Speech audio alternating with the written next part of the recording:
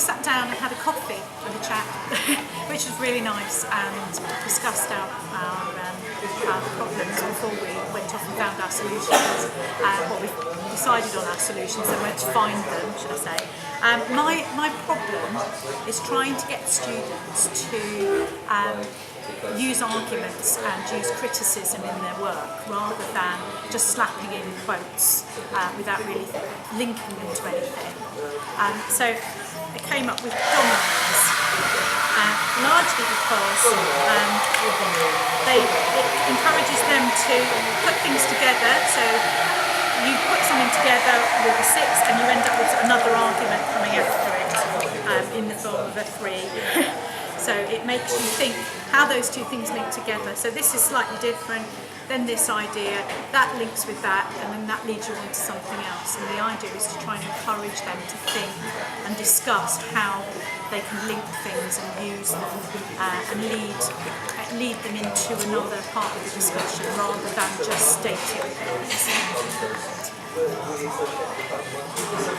Okay, my name is Hala Moravec, and my problem was in every class you always get, or every seminar mostly, you always get about 5% of the students that kind of either don't engage or just sit at the back, look a bit disconnected, and always sit with the same group of people.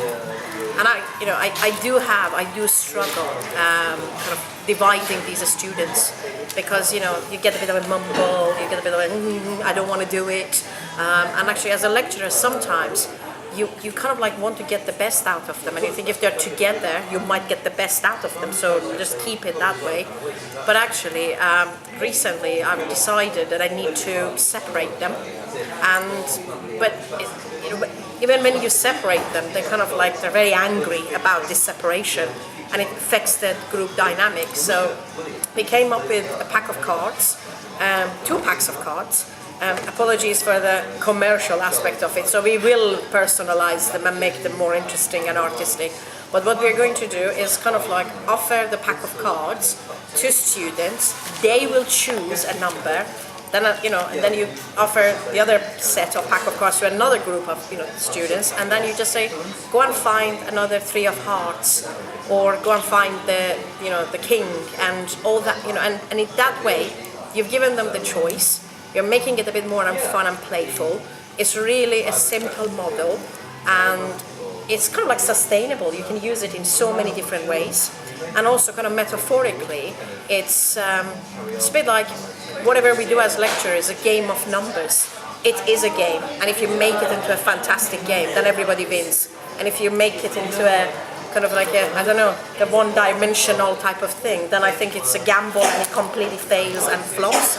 So, and I was thinking, how do we make it more interesting than if you give, the 3 of hearts to 2 girls and a boy, and kind of like separate people. First of all, it pushes them out of their comfort zone. They learn from people that they might not have been working with. You can then kind of like do it with groups, kind of like 2 seminar groups against each other, the 3 of hearts kind of like working with each other. You can actually ask them to make it edible. You can ask them to kind of personalize it, and actually take it to so many different levels. And also it's a bit, you can have games at the end of the year.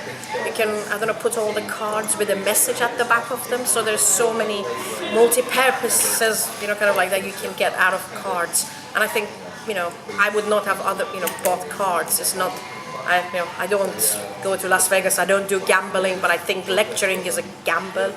You kind of like try things, you experiment, you take risks, and that's it. So that's my card. Thank you very much. Yeah, I was really impressed with